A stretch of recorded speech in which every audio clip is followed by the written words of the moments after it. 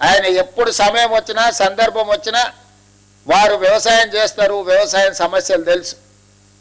ఇక మా ఆర్థిక శాఖ మంత్రి బట్టి విక్రమార్క గారు మీకు తెలుసు, ఆదిలాబాద్ నుంచి ఖమ్మం వరకు వందలాది కిలోమీటర్లు పాదయాత్ర చేసి రైతులతో మమేకమై రైతుల సమస్యలను తెలుసుకొని వాటిని పరిష్కరించడానికి ఇవాళ ఆర్థిక మంత్రిగా వారికి ఉన్న అనుభవాన్ని అంతా ఉపయోగించి ఏ మాత్రం వనరుల ఇబ్బంది జరగకుండా ఈరోజు ముందుకు తీసుకెళ్తున్నాడు.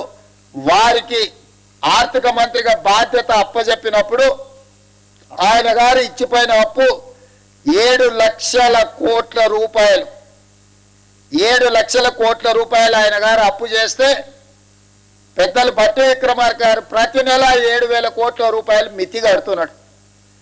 అప్పు చేసిన అయ్యగారు మిత్తి కడుతున్నదేమో బట్టి విక్రమార్క గారు ప్రతి నెల తిన్నా తినకపోయినా ఉపాసం బండైనా పోయినసారి చేసిన అప్పులకు ఇప్పుడు మన బట్టి విక్రమార్క గారు ప్రతి నెల దాదాపుగా 7,000 కోట్ల రూపాయల మిత్తి కడుతున్నాడు. తెలంగాణ రాష్ట్రం వచ్చినప్పుడు సంవత్సరానికి 12 నెలలకు కలిపి కడుతున్న మిత్తి అప్పు 6,500 కోట్లు. ఆనాడు సంవత్సరానికి కట్టే బ్యాంకు అప్పు ఇవాళ ప్రతి నెల కట్టాల్సిన పరిస్థితి వచ్చింది. ప్రతి నెల గతంలో ప్రభుత్వ అధికారులకు జీతాలు ఇవ్వాలన్న కష్టంగా ఉండే, ఎత్తుకొని జమ చేసి ఇచ్చే పరిస్థితి. అక్కడి నుంచి ప్రభుత్వ అధికారులకు పెన్షన్దారులకు ప్రతి నెల మొదటి తారీఖు నాడు 5,000 కోట్ల రూపాయలు జీతభత్యాలకు ఈరోజు మనం కేటాయిస్తున్నాము, నిధులు విడుదల చేస్తున్నాం.